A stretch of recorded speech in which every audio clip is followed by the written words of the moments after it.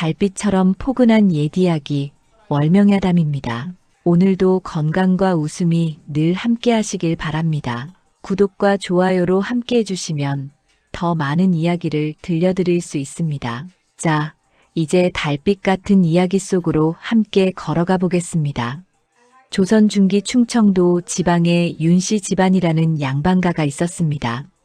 본래는 기와집 처마가 높고 행랑채가 넓었으며 마당에는 하인들의 발걸음이 끊이지 않던 큰 집안이었지요. 대문을 드나드는 머슴들의 숫자만 해도 10손가락이 넘었고 곳간에는 사철쌀이 가득했습니다. 멀리서 보아도 저 집은 부자라는 걸 단번에 알 수 있었지요. 그런데 세상일이란 참으로 무상한 것이라 윤씨 집안의 가장이던 윤진사가 갑작스러운 병으로 세상을 떠나자 집안 분위기가 싸늘하게 식어버렸습니다. 윤진사는 평소 온화한 성품으로 집안을 잘 다스렸고 자식들에게도 정이 많던 어르신이었습니다. 그런 아버지가 떠나자 삼남매는 깊은 슬픔에 잠겼지요. 장남 윤석주는 35의 나이로 벌써 관직에 나아가 있었습니다. 얼굴은 준수했으나 눈빛이 날카롭고 입꼬리가 차갑게 내려가 있어 사람들은 그를 조심스럽게 대했지요. 차남 윤석님은 30을 갓 넘긴 나이로 형과는 달리 마음이 약하고 겁이 많았습니다. 늘 형의 눈치를 살피며 살아왔지요. 그리고 막내딸 윤가희는 23의 처녀로 맑은 눈망울과 단아한 자태를 지닌 아가씨였습니다. 아버지의 장례를 마친 지 사흘째 되던 날이었습니다. 윤석준이 사랑채의 동생들을 불러 모았지요. 아우와 누이 동생, 이리 앉거라. 윤석님과 윤가희는 형의 차가운 목소리에 몸을 조심스럽게 낮추며 자리에 앉았습니다. 아버지께서 돌아가셨으니 이제 집안일은 내가 맡아 처리할 것이다. 재산을 나누어야 하는데 윤석주는 품에서 장부 하나를 꺼내 펼쳤습니다. 그의 손가락이 장부 위를 천천히 훑어 내려갔지요. 논밭은 대부분 내가 관리하겠다. 아우에게는 남쪽 밭 5마지기를 주마. 가희 너에게는. 윤가희는 가슴이 두근거렸습니다. 아버지께서 항상 자신을 아꼈던 것을 기억하며 어떤 재산을 남겨주셨을까 조심스럽게 기대했지요. 너에게는 뒷산 초가집 한 채와 여종 서른이를 주겠다. 네, 오라버니, 그게. 윤가희의 얼굴이 창백해졌습니다. 초가집 한 채라니, 그것도 뒷산의 낡은 집이라니. 윤석님도 놀란 표정으로 형을 바라보았지요. 형님, 그건 너무 야박하신 것 아닙니까? 가희는 아직 혼례도 치르지 않은 처녀인데. 입 다물거라. 집안일은 장남인 내가 정하는 것이다. 아버지께서도 나에게 집안을 맡기셨다. 윤석준의 목소리가 싸늘했습니다. 윤가희는 입술을 깨물었지요. 억울했지만 양반가의 처녀가 오라비의 결정에 대들 수는 없었습니다. 차남 윤석님은 안타까운 눈빛으로 누이 동생을 바라볼 뿐이었지요. 내일 안으로 짐을 싸서 그 집으로 옮기도록 하여라. 서른이가 도와줄 것이다. 윤가희는 고개를 숙인 채 대답했습니다. 예, 오라버니. 그날 밤 윤가희는 자신의 방에서 눈물을 삼키며 짐을 쌌습니다. 어머니께서 주신 비녀, 아버지께서 사주신 옷까지, 그리고 어린 시절 읽던 책 몇 권이 전부였지요. 그때 방문이 조용히 열리며 여종 서른이 들어왔습니다. 서른은 25살쯤 되어 보이는 여인으로 윤가희보다 2살 위였지요. 얼굴은 평범했으나 눈빛만은 또렷하고 영특해 보였습니다. 아씨, 제가 돕겠습니다. 서른이 무릎을 꿇고 앉아 짐을 정리하기 시작했습니다. 두 사람은 한동안 말없이 짐을 쌌지요. 촛불이 깜빡일 때마다 방 안의 그림자도 흔들렸습니다. 서른아, 너는 무섭지 않느냐? 이제 우리 둘만 남게 되었는데. 윤가희가 조심스럽게 물었습니다. 서루는 손을 멈추고 아가씨를 바라보았지요. 아씨께서 계시는데 무엇이 무섭겠습니까? 저는 아씨를 모시겠습니다. 고맙다, 서루나. 이튿날 아침 윤가희와 서루는 작은 보따리를 들고 뒷산으로 향했습니다. 윤성님이 몰래 뒤쫓아왔지요. 가희야, 잠깐만. 윤성님은 주위를 살피며 품에서 작은 주머니를 꺼냈습니다. 이것은 내가 몰래 챙긴 쌀과 엽전이다. 많지는 않지만. 오라버니. 윤가희의 눈시울이 붉어졌습니다. 윤성님은 서둘러 말했지요. 형님이 알면 큰일 나니 조용히 받아라. 내가 자주 보살피러 오마. 고맙습니다, 오라버니. 윤성님은 누이 동생의 손을 잠깐 꽉 잡았다가 황급히 돌아갔습니다. 형의 눈에 띄면 자신도 화를 입을까 두려웠던 것이지요. 뒷산 초가집은 생각보다 더 누추했습니다. 방은 두 칸뿐이었고 마루는 삐걱거렸으며 부엌 아궁이는 금이 가 있었지요. 하지만 윤가희는 한숨을 삼키고 입을 열었습니다. 그래도 비바람은 막을 수 있겠구나. 서루나, 우리 청소부터 하자. 예, 아씨. 두 사람은 소매를 걷어붙이고 집안을 정리하기 시작했습니다. 먼지를 털고 거미줄을 걷어내고 마루를 닦았지요. 해가 뉘엿뉘엿 저물 무렵 초가집은 그래도 사람 살만한 모습이 되었습니다. 그날 저녁 윤가희와 서루는 마루에 나란히 앉아 저녁 노을을 바라보았습니다. 윤가희가 조용히 입을 열었지요. 서루나, 너는 언제부터 우리 집에 있었느냐? 아씨께서 10살 되시던 해부터였습니다. 그럼 벌써 13년이 넘었구나. 너는 어떻게 우리 집에 오게 된 것이냐? 서루는 잠시 망설이다가 조심스럽게 대답했습니다. 저는 원래 다른 양반댁에서 자랐습니다. 그 댁 주인 어르신께서 그를 아셨는데 제가 어릴 적부터 그 곁에서 자라다 보니 자연스럽게 그를 익히게 되었습니다. 내가 그를 안다고? 윤가희는 깜짝 놀랐습니다. 여종이 그를 안다는 것은 흔한 일이 아니었으니까요. 예, 아씨. 많이는 아니지만 장부를 읽고 문서를 살필 정도는 됩니다. 윤가희의 눈빛이 달라졌습니다. 문득 아버지의 얼굴이 떠올랐지요. 아버지께서 왜 하필 서룬을 자신에게 남기셨는지 이제 알 것 같았습니다. 서룬아, 혹시 아버지께서 너에게 무언가 말씀하신 적이 있느냐? 서룬은 고개를 끄덕였습니다. 진사 어르신께서 돌아가시기 며칠 전 저를 부르셨습니다. 그리고 말씀하셨지요. 서룬아, 내가 죽거든 가희를 잘 도와주거라. 그 아이에게는 내가 필요할 것이다라고요. 윤가희는 가슴이 먹먹해졌습니다. 아버지께서는 이미 모든 것을 알고 계셨던 것입니다. 장남이 재산을 독차지할 것도 막내딸이 어려움을 겪을 것도 아셨던 거지요. 그래서 그를 아는 여종 서룬을 일부러 남겨두신 것이었습니다. 아버지. 윤가희는 하늘을 올려다보며 눈물을 흘렸습니다. 서룬이 조용히 아가씨의 손을 잡았지요. 아씨, 우리 힘을 합치면 무엇이든 할 수 있을 것입니다. 저는 아가씨를 끝까지 모시겠습니다. 고맙다, 서룬아. 너와 나 우리 둘이 힘을 합쳐 살아가자. 달빛이 초가집 마루를 은은하게 비쳤습니다. 두 여인은 서로의 손을 꼭 잡고 앞으로의 삶을 다짐했지요. 비록 가진 것은 초가집 한 채와 서로뿐이었지만 그들에게는 무엇보다 소중한 것이 있었습니다. 바로 서로를 믿고 의지할 수 있다는 것이었지요. 며칠이 지나자 두 사람은 초가집 생활에 조금씩 익숙해졌습니다.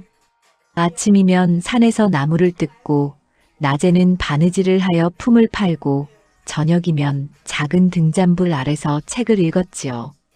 윤가희는 서룬에게 글을 더 가르쳐주고 서룬은 아가씨에게 살림하는 법을 알려주었습니다.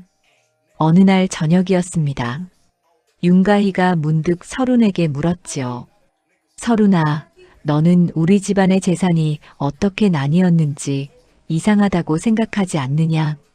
설훈은 잠시 생각하다가 조심스럽게 대답했습니다. 아씨, 사실 그것이 늘 마음에 걸렸습니다. 진사 어르신께서 아씨를 얼마나 아끼셨는지 제가 잘 압니다. 그런 어르신께서 아씨에게 초가집 한 채만 남기셨다는 것이 뭔가 석연치 않습니다. 나도 그렇게 생각한다. 아버지께서는 분명 나를 사랑하셨어. 그런데 윤가희의 목소리가 떨렸습니다. 설훈이 아가씨의 손을 꼭 잡았지요. 아씨, 혹시 장부에 뭔가 문제가 있는 것은 아닐까요? 제가 다른 댁에 있을 때 주인 어르신의 재산을 일가 친척들이 빼돌리는 것을 본 적이 있습니다. 장부를 조작하고 문서를 바꾸는 수법을 쓰더군요. 윤가희의 눈이 커졌습니다. 설마 큰오라버니께서? 아씨, 지금은 추측일 뿐입니다. 하지만 만약 정말로 그런 일이 있었다면 우리는 알아내야 합니다. 윤가희는 고개를 끄덕였습니다. 마음 한편이 무겁고 답답했지만 진실을 밝혀야 한다는 생각이 들었지요. 아버지의 뜻을 저버릴 수는 없었으니까요. 설훈아, 우리 조금씩 알아보자. 조심스럽게, 천천히. 예, 아가씨. 제가 도와드리겠습니다. 달빛은 여전히 두 사람을 비추고 있었습니다. 몰락한 집안의 막내딸과 그 곁을 지키는 여종. 이제 그들의 긴 여정이 시작되는 것이었지요. 초가집으로 옮긴 지 보름이 지났습니다. 윤가희와 설훈은 낮에는 산에서 나무를 캐고 바느질품을 팔며 근근히 살림을 꾸려갔지요. 하지만 두 사람의 마음속에는 늘 의문이 자리 잡고 있었습니다. 아버지께서 남기신 재산이 정말 초가집 한 채뿐이었을까 하는 의심이었지요. 그날도 윤가희와 설훈은 등잔불 아래 마주 앉아 있었습니다. 설훈이 조심스럽게 입을 열었지요. 아씨, 제가 한 가지 방법을 생각해냈습니다. 무슨 방법이냐? 옛 주인 댁에서 배운 것인데 재산을 나눌 때는 반드시 관아에 문서를 제출합니다. 그 문서에는 땅의 위치와 크기, 재산의 목록이 적혀 있지요. 만약 큰도련님께서 장부를 조작하셨다면 관아의 문서와 집안의 장부가 다를 것입니다. 윤가희의 눈빛이 빛났습니다. 그렇구나. 그럼 우리가 관아의 문서를 확인하면 되겠구나. 하지만 아씨께서 직접 가시기는 어려울 것입니다. 양반과 규수가 관아를 드나드는 것은 내 말이 옳다. 그럼 어찌하면 좋겠느냐? 설훈은 잠시 생각하다가 말했습니다. 제가 갈 수 있는 방법을 찾아보겠습니다. 조금만 기다려 주십시오. 바로 그때 밖에서 인기척이 들렸습니다. 두 사람은 깜짝 놀라 서로를 바라보았지요. 이 깊은 밤에 누가 찾아온다는 말입니까? 누구십니까? 윤가희가 떨리는 목소리로 물었습니다. 문 밖에서 낮은 목소리가 들려왔지요. 나다, 가희야. 둘째 오라비다. 윤성님이었습니다. 윤가희는 얼른 문을 열었지요. 윤성님은 주위를 살피며 재빨리 안으로 들어왔습니다. 그의 얼굴에는 두려움이 가득했습니다. 오라버니, 이 밤에 무슨 일이십니까? 쉬, 작은 소리로 말하자. 형님이 알면 큰일 난다. 윤성님은 품에서 작은 보자기를 꺼냈습니다. 그 안에는 엽전과 쌀이 들어있었지요. 이것은 내가 몰래 챙긴 것이다. 형님 몰래 가져온 것이니 절대 들키지 않도록 해라. 고맙습니다, 오라버니. 윤성님은 안절부절 못하며 방 안을 서성였습니다. 무언가 할 말이 더 있는 것 같았지요. 윤가희가 조심스럽게 물었습니다. 오라버니, 혹시 다른 말씀이 있으신 것 같은데. 윤성님은 한참을 망설이다가 목소리를 낮춰 말했습니다. 가희야, 사실은 내가 며칠 전에 우연히 들은 이야기가 있다. 두 사람은 귀를 쫑긋 세웠습니다. 윤성님은 주위를 한 번 더 살피고는 말을 이었지요. 형님께서 어떤 상인과 만나는 것을 봤다. 한양에서 온 큰 상인이라던데 이름이 장원우라고 하더구나. 장원우요? 그래. 그자가 형님과 무슨 거래를 하는 것 같았다. 내가 멀리서 몰래 지켜봤는데 형님이 문서 다발을 건네고 그자에게서 돈주머니를 받더구나. 윤가희와 서lun은 얼굴을 마주 보았습니다. 서lun이 조심스럽게 물었지요. 도련님, 혹시 그 문서가 어떤 것이었는지 보셨습니까? 자세히는 보지 못했다. 하지만 형님께서 그자에게 땅 문서라는 말을 하시는 것은 들었다. 윤가희의 가슴이 철렁했습니다. 땅 문서라니, 그것은 집안 재산의 핵심이 아닙니까? 오라버니, 그 상인 장원우라는 자는 어떤 사람입니까? 한양에서 큰 상단을 운영한다고 들었다. 온갖 물건을 사고 판다는데 평판이 그리 좋지는 않더구나. 돈이 되는 일이라면 수단과 방법을 가리지 않는다는 소문이 있다. 서lun이 조용히 말했습니다. 아씨, 아무래도 큰도련님께서 그 상인과 결탁하여 집안 재산을 빼돌리시는 것 같습니다. 윤성님이 고개를 끄덕였습니다. 나도 그런 생각이 들었다. 하지만 형님께 대놓고 물어볼 수가 없구나. 형님은 요즘 눈빛이 예사롭지 않다. 내가 뭔가 알고 있다는 것을 눈치채시면. 윤성님의 목소리가 떨렸습니다. 그는 형이 무서웠던 것이지요. 윤가희는 오라비의 손을 꼭 잡았습니다. 오라버니, 저희에게 알려주셔서 감사합니다. 조심해서 돌아가십시오. 가희야, 너희도 조심해야 한다. 형님께서 너희가 뭔가 알아내려 한다는 것을 눈치채시면 가만히 두지 않으실 것이다. 알겠습니다, 오라버니. 윤성님은 다시 한번 주위를 살피고는 밤 어둠 속으로 사라졌습니다. 윤가희와 서lun은 한동안 말없이 서로를 바라보았지요. 아씨, 이제 확실해졌습니다. 큰도련님께서 상인 장원우와 결탁하여 재산을 빼돌리고 계십니다. 그렇구나. 하지만 우리가 어찌 증거를 찾을 수 있겠느냐? 형님께서는 모든 것을 꽁꽁 숨기고 계실 텐데. 서lun은 잠시 생각에 잠겼습니다. 그러다 무릎을 탁 쳤지요. 아씨, 제게 좋은 생각이 있습니다. 상인 장원우를 찾아가는 것입니다. 뭐라고? 그자를 찾아간다고? 예. 상인들은 반드시 거래 장부를 기록합니다. 특히 땅 문서 같은 큰 거래는 더욱 꼼꼼히 적어두지요. 만약 제가 그 장부를 볼 수 있다면 큰도련님께서 어떤 땅을 팔았는지 알 수 있을 것입니다. 윤가희는 걱정스러운 얼굴로 서lun을 바라보았습니다. 하지만 그것은 너무 위험하지 않느냐? 그자가 너를 어찌할지 모르는데. 걱정 마십시오, 아씨. 제게 계획이 있습니다. 서lun의 눈빛이 단호했습니다. 윤가희는 서lun의 그런 모습을 처음 보았지요. 평소에는 조용하고 순종적이던 여종이 이렇게 의연한 모습을 보이다니. 서lun아, 정말 괜찮겠느냐? 예, 아씨. 제가 조심하겠습니다. 아씨께서는 여기서 기다려 주십시오. 알았다. 하지만 조금이라도 위험하다 싶으면 당장 돌아오너라. 명심하겠습니다. 이튿날 새벽 서lun은 초가집을 나섰습니다. 윤가희는 문 앞에서 그녀를 배웅하며 마음 졸였지요. 서lun의 뒷모습이 아침 안개 속으로 사라질 때까지 지켜보았습니다. 혼자 남은 윤가희는 방 안을 왔다 갔다 하며 초조해했습니다. 서lun이 무사히 돌아올 수 있을까? 혹시 위험한 일을 당하는 것은 아닐까? 온갖 걱정이 머리를 스쳤지요. 해가 중천에 떴을 때쯤 윤가희는 문득 결심했습니다. 이대로 가만히 앉아만 있을 수는 없었습니다. 자신도 무언가를 해야 했지요. 마을 훈장님을 찾아가 보자. 아버지와 친하셨던 분이시니 혹시 무언가 아시는 것이 있을지도 모른다. 윤가희는 옷매무새를 다듬고 마을로 향했습니다.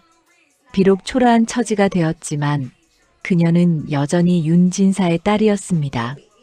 당당하게 걸어야 했지요. 마을 서당에 도착하자 백발의 최 훈장이 마루에 앉아 책을 읽고 있었습니다. 윤가희가 공손히 절을 올렸지요. 훈장님 가희입니다. 오, 어인일로 여기까지 왔는가? 훈장님께 여쭈어 볼 것이 있어 찾아뵈었습니다. 최 훈장은 윤가희를 안으로 불렀습니다. 두 사람은 마주 앉아 이야기를 나누었지요. 윤가희는 조심스럽게 자신의 처지와 의심을 털어놓았습니다. 그런 일이 있었구나. 참으로 안타깝구나. 최 훈장은 긴 한숨을 내쉬었습니다. 훈장님, 혹시 아버지께서 생전의 재산에 대해 말씀하신 것이 없으십니까? 글쎄다. 자네 아버지께서는 늘 자식들을 공평하게 대하고 싶다고 하셨지. 특히 가히 너를 많이 아끼셨어. 초가집 한 채만 남기셨다는 것이 이상하구나. 저도 그렇게 생각합니다. 만약 정말로 부당한 일이 있었다면 이를 바로잡아야 하네. 하지만 조심해야 하네. 장남의 권한은 막강하니까. 알겠습니다, 훈장님. 조심하겠습니다. 윤가희는 서당을 나서며 마음을 굳게 먹었습니다. 당하고만 있을 수는 없었습니다. 서른과 함께 반드시 진실을 밝혀낼 것이었지요. 해가 서산에 기울 무렵 서른이 돌아왔습니다. 윤가희는 달려나가 그녀를 맞았지요. 서른아, 무사히 돌아왔구나. 예, 아씨. 그리고 알아낸 것이 있습니다. 서른의 눈빛에는 확신이 담겨 있었습니다. 두 사람은 방 안으로 들어가 문을 닫았지요. 이제 진실을 향한 그들의 싸움이 본격적으로 시작되는 것이었습니다. 서른은 방 안에 앉아 숨을 고르고 있었습니다. 한양 장안까지 다녀온 길이 험했던 탓에 얼굴에는 피곤한 기색이 역력했지요. 윤가희는 물 한 사발을 떠다 주며 조심스럽게 물었습니다. 서른아, 천천히 이야기해다오. 무리하지 말고. 서른은 물을 단숨에 들이키고는 입을 열었습니다. 아씨, 제가 한양으로 가서 상인 장원우의 행적을 찾아보았습니다. 그자는 종로 큰 길에 상점을 하나 두고 있더군요. 그래서 어찌 되었느냐? 처음에는 그저 지나가는 여종인 척하며 주변을 살폈습니다. 상점 앞에는 온갖 물건이 쌓여 있었고 드나드는 사람도 많았지요. 그런데 가만히 보니 장부를 관리하는 사내가 따로 있더군요. 윤가희는 숨을 죽이고 서른의 이야기에 귀를 기울였습니다. 서른이 말을 이었지요. 제가 그 사내에게 다가가 물었습니다. 혹시 일손이 필요하지 않으냐고요. 마침 그쪽에서도 사람이 부족했던지 저더러 며칠만 거들어 달라고 하더군요. 내가 거기서 일을 했단 말이냐? 예, 아씨. 사흘을 그곳에서 허드렛 일을 했습니다. 물건을 나르고 정리하는 일이었지요. 그러면서 틈틈이 장부가 보관된 곳을 살폈습니다. 서른의 눈빛이 날카로워졌습니다. 윤가희는 서른의 그런 모습이 낯설면서도 믿음직스러웠지요. 셋째 날 저녁이었습니다. 모두가 저녁상을 받으러 간 사이 저는 몰래 장부를 보관한 방으로 들어갔습니다. 손이 부들부들 떨렸지요. 발각되면 큰일 날 일이었으니까요. 그래서 무엇을 보았느냐? 서른은 품에서 작은 종이 한 장을 꺼냈습니다. 촛불 아래 펼쳐진 종이에는 글씨가 빼곡히 적혀 있었지요. 이것은 제가 급히 베껴 적은 것입니다. 장원우의 장부에서 큰도련님과 관련된 거래 내역을 찾았습니다. 윤가희는 종이를 받아들고 눈을 가늘게 뜨고 읽었습니다. 글씨는 흐릿했지만 내용은 분명했지요. 이것은 큰도련님께서 올해 봄부터 장원우에게 땅 문서를 넘기셨습니다. 남촌 논 15마지기, 서촌 밥 8마지기, 그리고 뒷동산 임야까지요. 모두 합하면 상당한 재산입니다. 윤가희의 손이 떨렸습니다. 남촌노는 아버지께서 평생 가꾸시던 땅이었습니다. 서촌밭은 어머니의 친정에서 물려받은 소중한 땅이었지요. 그런데 그 모든 것을 큰오라비가 몰래 팔아넘겼다니. 설훈아, 이것이 확실한 증거가 될 수 있겠느냐? 그것이 문제입니다, 아씨. 이것은 제가 몰래 베껴 적은 것일 뿐 정식 문서가 아닙니다.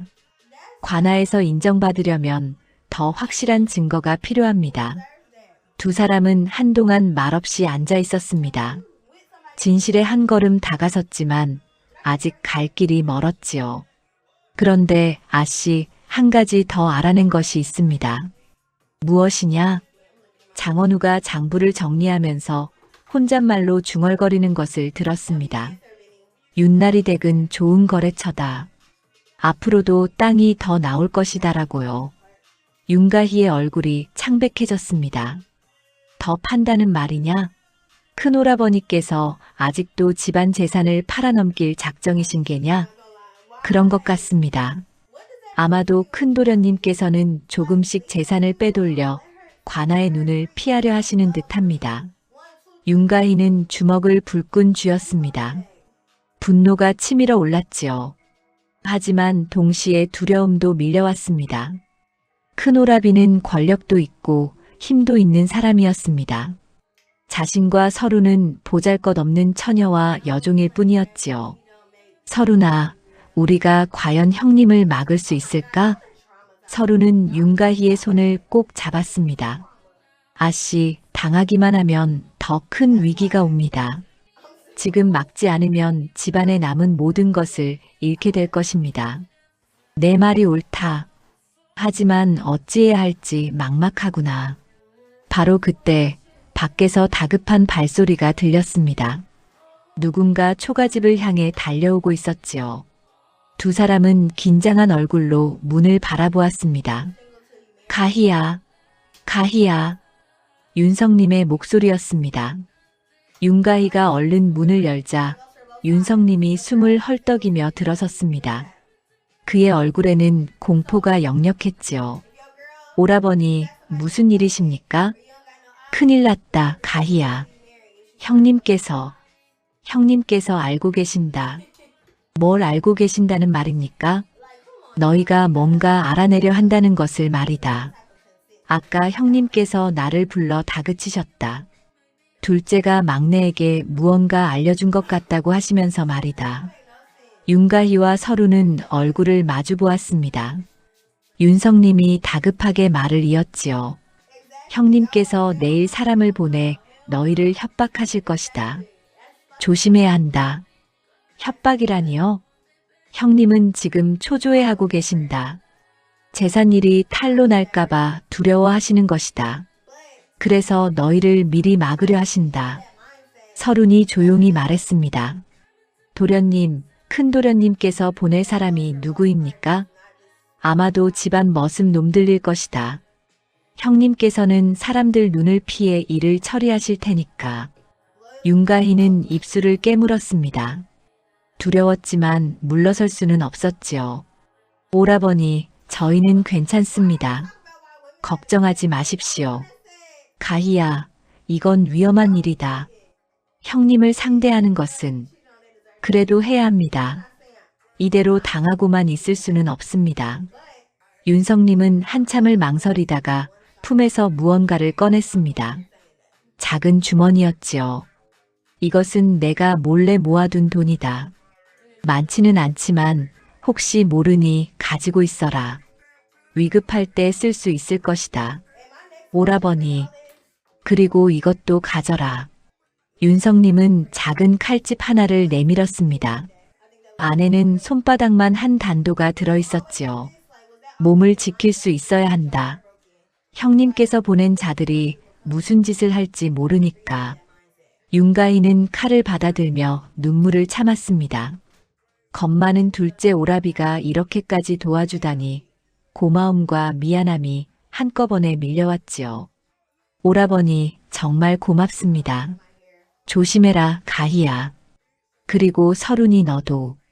윤성님은 다시 어둠 속으로 사라졌습니다. 남은 두 사람은 서로를 바라보았지요. 아씨, 내일은 정말 위험한 하루가 될 것 같습니다. 그렇구나. 하지만 우리는 이미 시작했다.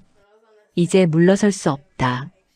윤가인은 오라비가 준 칼을 허리춤에 차고 서른이 베껴온 증거를 품속 깊이 넣었습니다. 밤은 깊어갔지만 두 사람은 잠을 이룰 수 없었습니다. 내일이면 큰 오라비가 보낸 자들이 올 것이고 그들과 맞서야 했지요. 두려웠지만 윤가희의 눈빛은 흔들리지 않았습니다. 서른도 아씨 곁을 굳게 지키고 있었지요. 촛불이 깜빡이는 초가집 안에서 두 여인은 다가올 싸움을 준비하고 있었습니다. 이튿날 오후였습니다. 윤가희와 서른은 초가집에서 긴장한 채 기다리고 있었지요. 예상대로 해가 중천에 이를 무렵 3명의 사내가 초가집 앞에 나타났습니다. 모두 윤석준이 거느리던 머슴들이었지요. 윤시댁 따님 계시오? 우두머리로 보이는 사내가 거친 목소리로 불렀습니다. 윤가희는 심호흡을 하고 문을 열었지요. 무슨 일로 찾아오셨습니까? 큰도련님께서 하실 말씀이 있다 하여 왔소. 잠깐 나오시오. 사내들의 눈빛이 험악했습니다. 윤가희는 서른과 눈빛을 나누고는 밖으로 나섰지요. 서른도 아씨를 따라 나왔습니다. 큰도련님 말씀이 아가씨께서 쓸데없는 일에 마음 쓰지 말라 하셨소. 집안일은 장남인 도련님께서 다 알아서 하실 것이니 아가씨는 그저 조용히 지내시라는 말씀이요. 그게 무슨 뜻입니까? 더 이상 말 만들지 말고 관한이 마을 사람들에게 헛소리 하지 말라는 뜻이요. 사내의 말투가 점점 거칠어졌습니다. 윤가희는 주먹을 꽉 쥐었지요. 저는 헛소리를 한 적이 없습니다.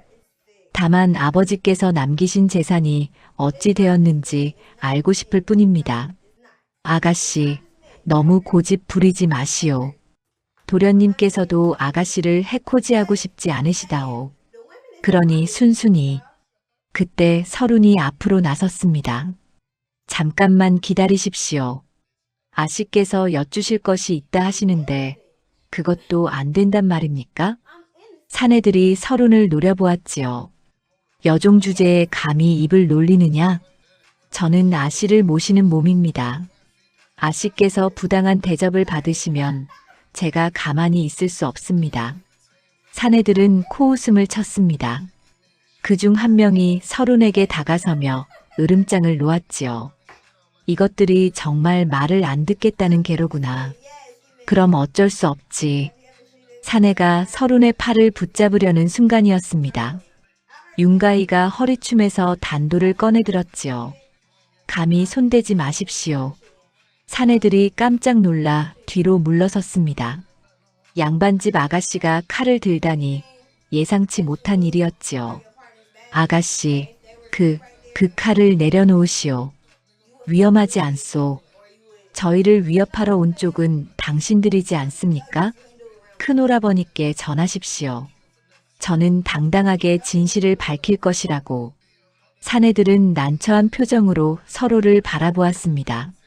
무력으로 겁을 주려 했지만 오히려 윤가희의 기세에 눌린 것이지요. 알겠소. 도련님께 아가씨 말씀 전하겠소. 사내들은 투덜거리며 돌아갔습니다. 그들의 뒷모습이 사라지자 윤가희는 다리에 힘이 풀려 주저앉았지요. 서른이 얼른 아씨를 부축했습니다. 아씨, 괜찮으십니까? 괜찮다. 그저 다리가 후들거릴 뿐이다. 윤가희는 떨리는 손으로 칼을 도로 집어넣었습니다. 사실 무척 두려웠지만 물러설 수 없었지요. 서른이 조용히 말했습니다. 아씨, 이제 큰도련님께서 본격적으로 움직이실 것입니다. 더 이상 물러날 곳이 없습니다. 알고 있다. 그러니 우리도 서둘러야 한다. 그날 저녁 윤가희는 서른과 함께 마을 최훈장을 다시 찾아갔습니다. 서른이 베껴온 장원우의 장부 내용을 보여드리기 위해서였지요. 훈장님, 이것을 보아주십시오. 최 훈장은 촛불을 가까이 당겨 종이를 살펴보았습니다. 그의 얼굴이 점점 굳어졌지요. 이것이 정말이라면 큰일이로구나. 윤 진사께서 평생 모으신 재산이 이렇게. 훈장님, 이것을 가지고 관아에 고할 수 있겠습니까? 최 훈장은 고개를 가로저었습니다. 이것만으로는 부족하네. 이것은 정식 문서가 아니라 베껴 적은 것이니 관아에서 받아들이지 않을 것이네. 더 확실한 증거가 필요하네. 윤가희의 얼굴이 어두워졌습니다. 서른이 조심스럽게 물었지요. 훈장님, 혹시 다른 방법은 없겠습니까? 글쎄, 만약 장원우라는 상인에게서 직접 장부를 받아낼 수 있다면 모를까? 아니면 관아의 토지 문서를 확인하여 명의가 바뀐 것을 증명하든지. 관아의 문서를 확인하려면 어찌해야 합니까? 그것은 쉽지 않네. 아무나 볼 수 있는 것이 아니니까. 하지만 최 훈장은 잠시 생각에 잠겼다가 말했습니다. 내게 아는 사람이 하나 있네. 관아에서 문서를 관리하는 아전인데 자네 아버지와 친분이 있던 사람이지. 그 사람에게 부탁해보면 어떻겠나? 정말이십니까? 그분이 도와주시겠습니까? 장담할 수는 없지만 한번 물어보겠네. 윤 진사의 딸이 억울한 일을 당하고 있다 하면 아마 귀를 기울일 것이네. 윤가희는 훈장 앞에 깊이 절을 올렸습니다. 고맙습니다, 훈장님. 큰 은혜를 입었습니다. 아니네. 나도 윤 진사께 신세를 많이 졌던 사람이네. 이것이 도리지. 초가집으로 돌아오는 길, 윤가희와 서루는 조금 희망을 품게 되었습니다. 최 훈장이 도와주시고 관아의 아전이 협조해준다면 진실을 밝힐 수 있을지도 몰랐지요. 며칠 뒤 최 훈장이 초가집을 찾아왔습니다. 그의 얼굴에는 미소가 번져 있었지요. 가희 아가씨, 좋은 소식이 있네. 무슨 소식이십니까, 훈장님? 관아의 김아전이 도와주겠다고 했네. 윤 진사댁의 토지 문서를 확인해 보니 과연 최근 몇 달 사이에 여러 땅의 명의가 장원우라는 상인에게로 넘어갔더라는구나. 정말입니까? 그런데 문제가 있네. 그 명의 이전이 모두 합법적인 절차를 거쳐 이루어진 것으로 되어 있네. 윤석준 도련님이 정식으로 문서를 작성하여 팔았다는 것이지. 윤가희의 얼굴이 다시 어두워졌습니다. 서른이 물었지요. 그럼 방법이 없단 말씀이십니까? 아니네. 김아전이 한 가지 방법을 알려주었네. 만약 그 토지가 원래 유산 분배에서 다른 상속인에게 돌아가야 할 것이었음을 증명한다면 사기로 고발할 수 있다고 하더군. 그것을 어떻게 증명합니까? 아버지의 유언이나 원래 재산 목록을 찾아야 하네. 그것이 있다면 큰 도련님이 재산을 독차지한 것이 부당하다는 것을 밝힐 수 있지. 윤가희는 고개를 끄덕였습니다. 아버지의 유언이라면 분명 어딘가에 있을 것이었지요. 문제는 그것이 어디에 있느냐는 것이었습니다. 훈장님, 그것을 찾는 동안 저희가 조심해야 할 것이 있습니까? 큰 도련님께서 눈치채지 못하도록 해야 하네. 만약 자네가 증거를 찾고 있다는 것을 알게 되면 모든 증거를 없애버릴 것이네. 알겠습니다, 훈장님. 최 훈장이 돌아간 뒤 윤가희와 서루는 서로를 바라보았습니다. 아씨, 아버님의 유언을 찾아야 합니다. 그것이 어디 있을까요? 아버지께서 평소 귀한 것을 보관하시던 곳이 있었다. 사랑채 뒤편의 작은 사방이었지. 하지만 지금은 큰오라버니께서 그곳을 쓰고 계실 것이다. 그럼 그곳에 들어가야 한다는 말씀이십니까? 윤가희는 천천히 고개를 끄덕였습니다. 위험한 일이었지만 다른 방법이 없었지요. 그렇다. 우리가 직접 그곳에 가서 찾아야 한다. 달빛 아래 두 여인의 그림자가 길게 드리워졌습니다. 이제 그들은 적의 본거지로 들어가야 했지요. 위험천만한 일이었지만 진실을 밝히기 위해서는 반드시 해야 하는 일이었습니다. 달이 구름에 가려진 깊은 밤이었습니다. 윤가희와 서루는 검은 옷으로 갈아입고 조심스럽게 윤씨 집안의 본가를 향해 걸었지요. 마음은 조급했지만 발걸음은 최대한 소리나지 않게 옮겼습니다. 아씨, 정말 괜찮으시겠습니까? 발각되면 큰일 납니다. 알고 있다. 하지만 이것이 유일한 방법이다. 두 사람은 뒷담을 넘어 집 안으로 들어섰습니다.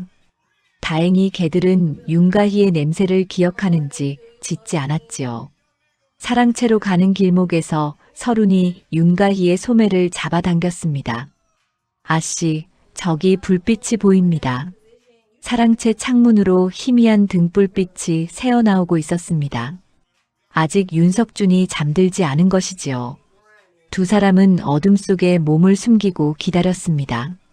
한참을 기다리자 등불이 꺼지고 윤석준이 안채로 들어가는 모습이 보였습니다. 두 사람은 조금 더 기다렸다가 조심스럽게 사랑채로 다가갔지요. 문을 살며시 열자 익숙한 아버지의 냄새가 코끝을 스쳤습니다. 윤가희는 가슴이 뭉클했지만 감상에 젖을 시간이 없었지요. 서룬이 작은 등잔에 불을 켰습니다. 아씨, 서둘러야 합니다. 두 사람은 방 안을 살폈습니다. 장롱, 문갑, 책장. 윤가희는 아버지께서 귀한 물건을 보관하시던 작은 장을 찾았지요. 여기다. 아버지께서 늘 이 장에 중요한 것들을 넣어두셨다. 하지만 장에는 자물쇠가 채워져 있었습니다. 서룬이 머리에 꽂았던 비녀를 빼서 조심스럽게 자물쇠를 만졌지요. 찰칵 소리와 함께 자물쇠가 열렸습니다. 어떻게 이런 재주가 있느냐? 예전 주인 댁에서 배운 것입니다. 아씨, 장 안에는 여러 문서와 편지들이 가지런히 놓여 있었습니다. 윤가희는 떨리는 손으로 하나씩 펼쳐보았지요. 토지 문서, 매매 증서, 편지들. 그러다 손이 멈췄습니다. 이것이다. 아버지의 친필로 쓰인 유서였습니다. 촛불을 가까이 대고 읽어내려가자 윤가희의 눈에서 눈물이 흘러내렸지요. 유서에는 분명히 적혀 있었습니다. 장남에게는 사랑채와 논 30마지기, 차남에게는 행랑채와 밭 20마지기, 그리고 막내딸 가희에게는 안채와 남은 재산의 절반을 주라고 명시되어 있었습니다. 결코 초가집 한 채만이 아니었지요. 아씨, 이것이 바로 증거입니다. 서룬도 감격한 얼굴로 유서를 바라보았습니다. 바로 그때였습니다. 밖에서 발소리가 들려왔지요. 누가 거기 있느냐? 윤석준의 목소리였습니다. 두 사람은 깜짝 놀라 서로를 바라보았지요. 윤가희는 재빨리 유서를 품속에 넣고 장을 닫았습니다. 서룬아, 뒷문으로 나가자. 하지만 이미 늦었습니다. 문이 벌컥 열리며 윤석준이 등불을 들고 들어섰지요. 그의 뒤로 머슴 둘이 따라 들어왔습니다. 가희, 내가 어찌 여기 있느냐? 윤석준의 얼굴이 분노로 일그러졌습니다. 윤가희는 똑바로 오라비를 바라보았지요. 제 것을 찾으러 왔습니다, 오라버니. 내 것? 감히 내가 무엇을 내 것이라 하느냐? 아버지께서 남기신 유서를 찾았습니다. 오라버니께서 재산을 속이셨다는 것을 알게 되었습니다. 윤석준의 눈빛이 차갑게 식었습니다. 그 유서를 내놓아라. 당장. 싫습니다. 이것은 제가 관아에 가져갈 것입니다. 이것들이 정말 너희들 저것들을 붙잡아라. 머슴들이 다가왔습니다. 서룬이 윤가희를 감싸며 뒷문 쪽으로 밀어냈지요. 아씨, 먼저 가십시오. 서룬아, 저는 괜찮습니다. 어서 가십시오. 윤가희는 뒷문으로 뛰쳐나갔습니다. 뒤에서 윤석준의 고함 소리와 서룬의 비명이 들려왔지만 돌아볼 수 없었지요. 유서를 지켜야 했습니다. 초가집까지 숨가쁘게 달려온 윤가희는 문을 걸어 잠그고 가슴을 쓸어내렸습니다. 하지만 마음은 불안했지요. 서른이 잡혔습니다. 큰 오라비가 그녀를 어찌할지 몰랐습니다. 새벽이 되자 윤성님이 급히 찾아왔습니다. 그의 얼굴은 창백했지요. 가희야, 큰일 났다. 형님께서 서른이를 가뒀다. 광에 가두고 굶기고 계신다. 뭐라고요? 그리고 내일 아침 관아에 너를 고발하겠다고 하셨다. 도둑질을 했다고 말이다. 윤가희는 주먹을 불끈 쥐었습니다. 오히려 자신을 도둑으로 몰다니 큰 오라비는 끝까지 뻔뻔했지요. 오라버니, 괜찮습니다. 저에게 아버지의 유서가 있습니다. 이것을 관아에 가져가면 모든 것이 밝혀질 것입니다. 윤성님은 여동생의 단호한 눈빛을 보며 고개를 끄덕였습니다. 가희야, 내가 도와주마. 형님께 대적하는 것이 두렵지만 이것은 옳지 못한 일이다. 고맙습니다, 오라버니. 바로 그때 밖에서 시끄러운 소리가 들렸습니다. 마을 사람들이 모여드는 소리였지요. 윤가희가 밖으로 나가자 최 훈장과 여러 마을 사람들이 서 있었습니다. 가희 아가씨, 우리가 왔네. 훈장님, 소문을 들었네. 윤 도련님께서 자네를 모함하려 한다고. 우리는 그것을 가만히 둘 수 없네. 마을 사람들이 하나둘 고개를 끄덕였습니다. 윤가희의 성품을 아는 사람들이었지요. 그녀가 도둑질을 할 사람이 아니라는 것을 모두가 알고 있었습니다. 가희 아가씨, 우리가 증인이 되어주겠네. 윤 진사께서 자네를 얼마나 아끼셨는지 초가집 한 채만 물려주실 분이 아니라는 것을 우리가 증언하겠네. 윤가희의 눈에 눈물이 고였습니다. 이렇게 많은 사람들이 자신을 믿어준다니 가슴이 벅차올랐지요. 고맙습니다. 여러분. 해가 뜨자 윤가희는 최 훈장, 윤성님, 그리고 마을 사람들과 함께 관아로 향했습니다. 손에는 아버지의 유서와 서른이 베껴온 장부 내용을 꼭 쥐고 있었지요. 관아 앞에는 이미 윤석준이 머슴들을 데리고 와 있었습니다. 그는 여동생을 보자 비웃음을 띄었지요. 가희, 내가 끝까지 고집을 부리는구나. 좋다.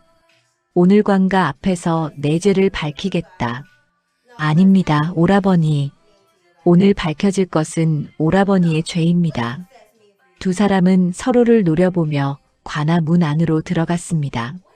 오랜 기다림 끝에 마침내 진실이 드러날 순간이 다가오고 있었습니다. 윤가희의 손에 쥔 유서가 햇빛에 반짝였지요. 관아의 대청에는 많은 사람들이 모여 있었습니다.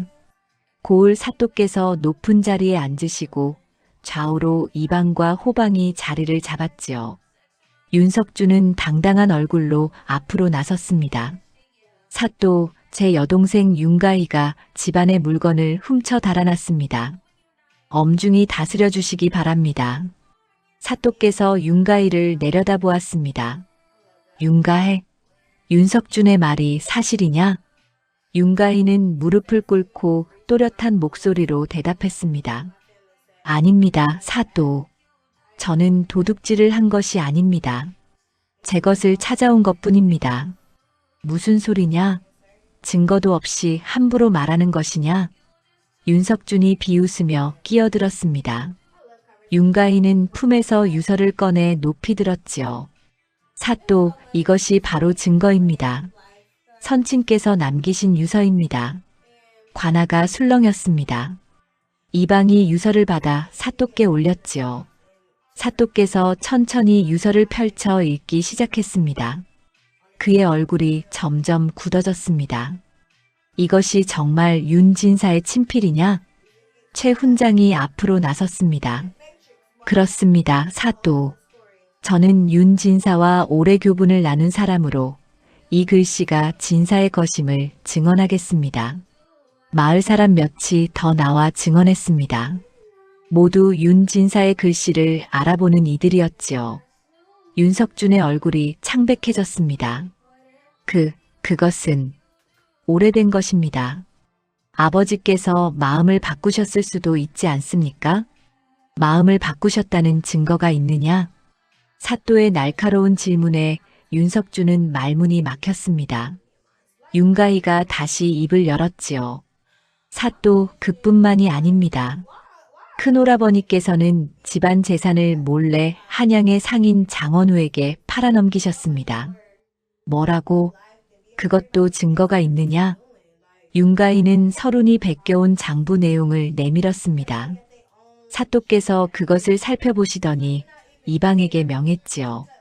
한양에 공문을 보내 상인 장원우를 이곳으로 불러오너라. 그리고 토지 문서를 모두 가져오게 하라. 명을 받들겠습니다. 윤석준이 급히 말했습니다.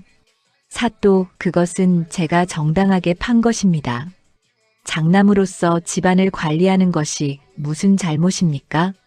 정당하게 팔았다면 왜 유서의 내용과 다르게 재산을 분배한 것이냐? 차남과 막내딸의 몫은 어디로 갔느냐? 윤석준은 대답하지 못했습니다. 바로 그때 윤석님이 앞으로 나섰지요. 그는 떨리는 목소리로 말했습니다. 사또, 제가 증언하겠습니다. 너는 누구냐? 저는 차남 윤석님입니다. 형님께서 재산을 속이신 것을 알고 있었습니다. 관아가 다시 한번 술렁였습니다. 윤석준이 동생을 노려보았지만 윤석님은 고개를 돌렸지요. 형님께서는 아버지께서 돌아가신 직후부터 재산 장부를 조작하셨습니다. 저에게도 원래보다 적게 주셨고 가희에게는 거의 아무것도 주지 않으셨습니다. 제가 항의하자 형님께서는 저를 위협하셨습니다. 그래서 너는 가만히 있었단 말이냐? 사또의 질책에 윤석님은 고개를 떨구었습니다. 두려웠습니다. 하지만 이제는 더 이상 침묵할 수 없습니다. 이것은 잘못된 일입니다. 사흘 뒤 한양에서 장원우가 포졸들에게 잡혀 관아로 끌려왔습니다. 그는 윤석준을 보자 원망스러운 눈빛을 보냈지요. 윤도령, 이게 어찌된 일이오? 당신이 정당한 거래라고 하지 않았소? 입 다물거라. 내가 나를 속인 것이 아니냐? 두 사람이 서로를 탓하는 모습을 본 사또께서 호통을 치셨습니다. 조용히 하거라. 장원우, 너는 윤석준에게서 얼마나 많은 땅을 샀느냐? 남촌 논 15마지기, 서촌 밥 8마지기, 그리고 뒷동산 2묘를 샀습니다. 그 땅의 원래 주인이 누구였는지 아느냐? 윤진사댁의 것이라고만 들었습니다. 윤석준이 그 땅을 팔 권리가 있다고 생각했느냐? 장남이라 하기에 당연히 권리가 있다고 믿었습니다. 사또께서 장원우에게 유서를 보여주셨습니다. 장원우의 얼굴이 굳어졌지요. 이것을 보아라. 그 땅들은 차남과 막내딸에게 돌아가야 할 것이었다. 너는 부당하게 거래한 것이다. 저는 몰랐습니다. 이방이 토지 문서들을 가져왔습니다. 사또께서 하나하나 살펴보시더니 고개를 끄덕이셨지요. 명백하다. 윤석준, 너는 아우와 누이의 재산을 가로채고 허위 문서를 작성하여 남에게 팔아넘겼다. 이는 중대한 죄이다. 사또, 잠깐만. 입을 열지 마라. 장원우, 너 역시 제대로 확인하지 않고 의심스러운 거래를 한 죄가 있다. 사또께서 노쇠 막대기를 내리쳤습니다. 윤석준은 재산 사치와 문서 위조의 죄로 곤장 50대에 처하고 부당하게 취한 재산은 모두 원래 주인에게 돌려주도록 하라. 장원우는 곤장 30대에 처하고 산 땅은 모두 원래대로 돌려주도록 하라.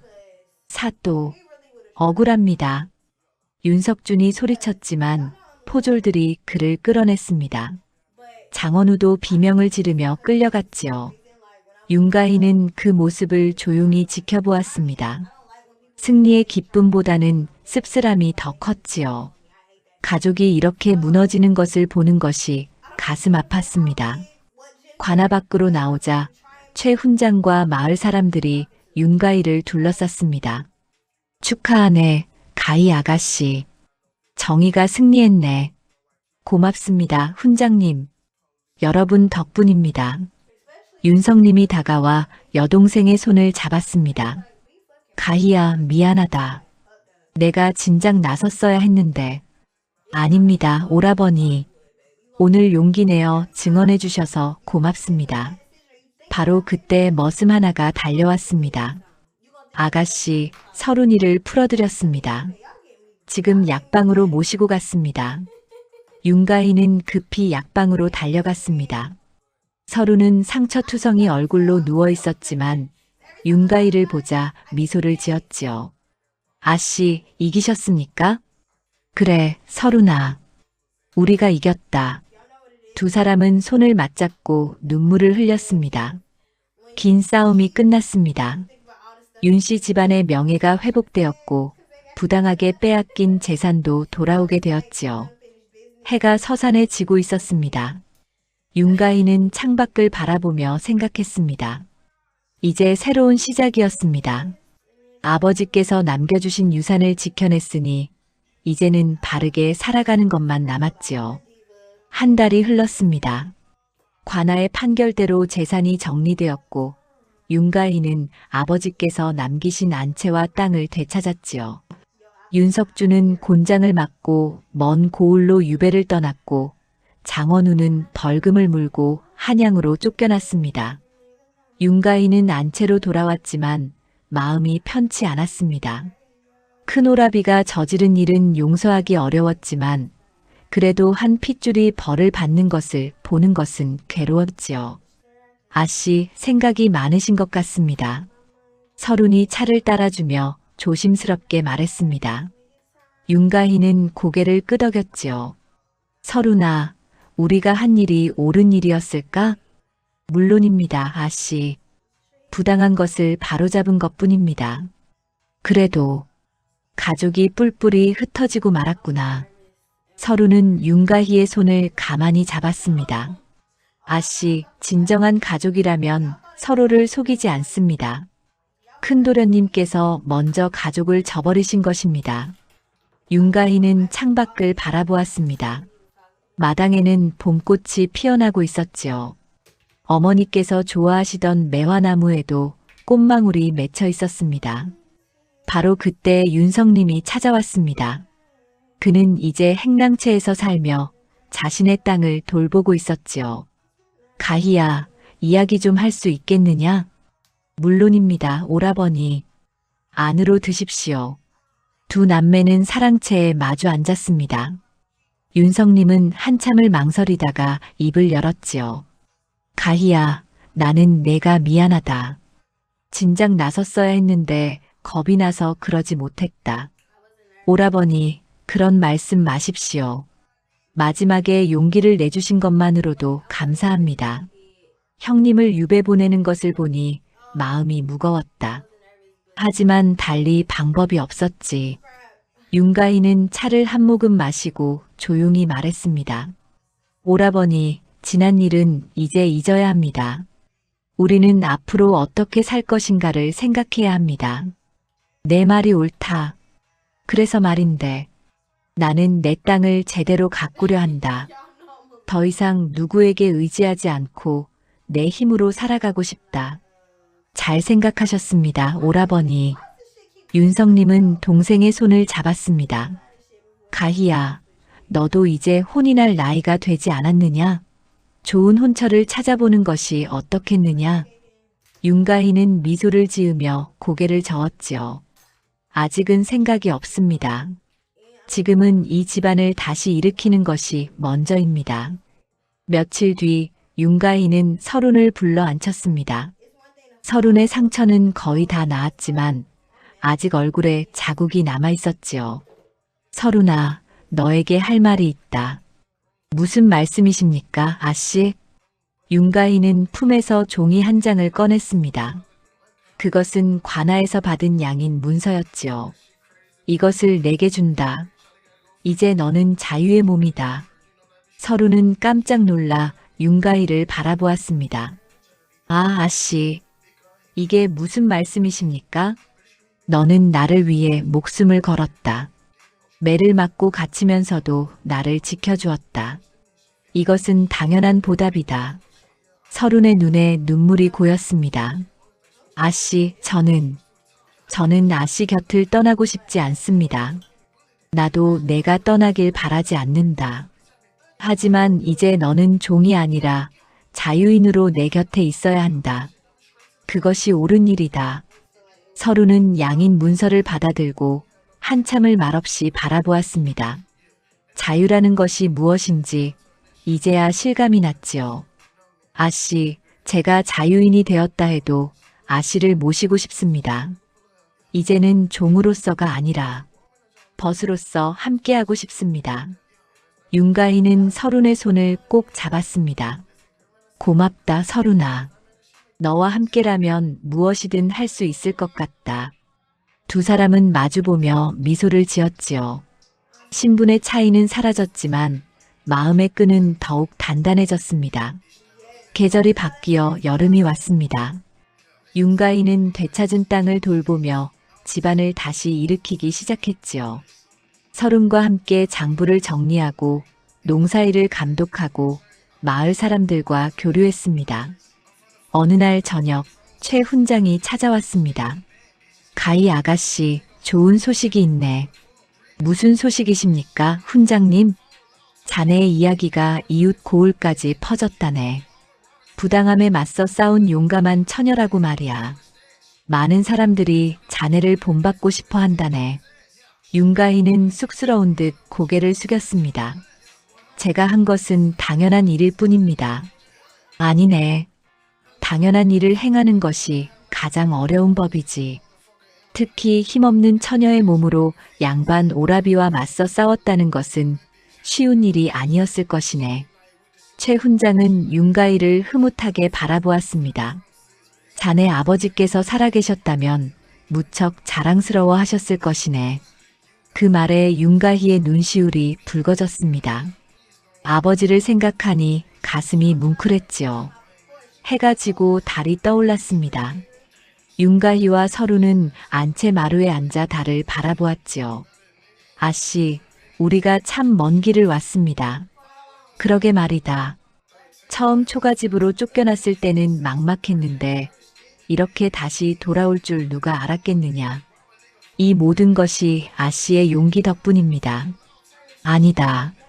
내가 없었다면 나는 아무것도 할 수 없었다. 두 사람은 서로를 바라보며 미소 지었습니다. 이제 그들은 단순히 주인과 종이 아니었습니다. 함께 어려움을 이겨낸 동지이자 벗이었지요. 서루나, 우리 힘을 합쳐 이 집안을 더 크게 일으켜보자. 아버지께서 바라셨던 대로 바르고 정직하게 살아가는 집안으로 만들자. 그렇게 하겠습니다, 아씨. 제 능력을 다해 돕겠습니다. 달빛이 두 사람을 부드럽게 비추고 있었습니다. 마을 사람들은 훗날 이렇게 말했지요. 윤씨 집안을 다시 일으킨 것은 막내딸 하나와 그 곁을 지킨 여인 하나였다네. 신분은 달랐지만 뜻은 같았고 힘은 약했지만 마음은 강했다네. 그래서 부당함을 이겨내고 정의를 세울 수 있었던 것이지. 윤가희와 서룬의 이야기는 오랫동안 사람들의 입에서 입으로 전해졌습니다. 약한 자도 정의를 위해 맞서 싸울 수 있다는 것을, 진실은 결국 밝혀진다는 것을, 그리고 진정한 동료는 신분이 아니라 마음으로 맺어진다는 것을 보여준 이야기였지요.